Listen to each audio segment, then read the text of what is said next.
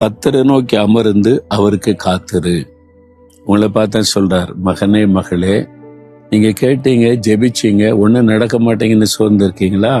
காத்திருக்கணும். ஏற்ற வேளையில அந்த காரியத்தில் அற்புதம் நடக்கும். இல்ல ஆண்டவரின் ஜெபத்தை கேட்கல அப்படி சொல்லாதங்க. ஜெபத்தை கேட்டார், ஏற்ற வேலைக்காக காத்திருக்கிறார். நீங்க பொறுமையோடு காத்திருந்து அதை பெற்றுக்கொள்ளணும். கர்த்தருக்கு காத்திருப்பது.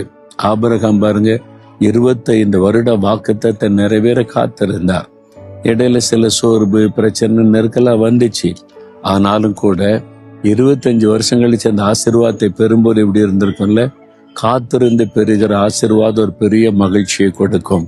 நீங்களும் பொறுமையா காத்திருங்க. நீங்க ஜெபித்த காரியத்தில் அற்புதம் நடக்கும். பெற்றுக்கொள்ள போகிறீங்க. ஆண்டவர் பிந்த மாட்டார். சரியான நேரத்தில் அற்புதம் நடக்கும். நீங்க பயந்து கொண்டிருக்கிற காரியத்துக்கு கலங்காம, ஆண்டவரே நான் பொறுமையா காத்திருக்கிறேன், எனக்கு செய்வீங்கன்னு விசுவாசிக்கிறேன்னு மட்டும் சொல்லுங்க. சீக்கிரத்தில் அற்புதம் நடக்கும். தகப்பனே, உமக்கு இந்த பிள்ளைகள் காத்திருக்கிறாங்க, பொறுமையா காத்திருக்கிறாங்க, ஜெபித்து காத்திருக்கிறாங்க. இந்த மகனுக்கு மகளுக்கு கட்டாயம் ஜெபித்த காரியத்தில் அற்புதம் செய்த மகிழ பண்ணுங்க. இன்றைக்கு அந்த அற்புதத்தை செய்யுங்க. இயேசுவின் நாமத்தில் ஜெபிக்கிறேன். ஆமேன், ஆமேன்.